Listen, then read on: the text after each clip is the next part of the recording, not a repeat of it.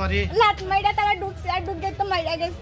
কে মারছে? ওই যে রাস্তা দিকে যে গন্ডগোল যারা করছে আমি সবরে চিনতে পারছি না। ও মুসলিমরা কয়েকজন আইছে আয়া তারা মারপিট করছে, আমরা লোক আক্রমণ করছে, এইরকম করে আমরা মাইরা গেছে। কি লিগে মারলো? ওই যে আমার কাকু রাস্তার বাইরে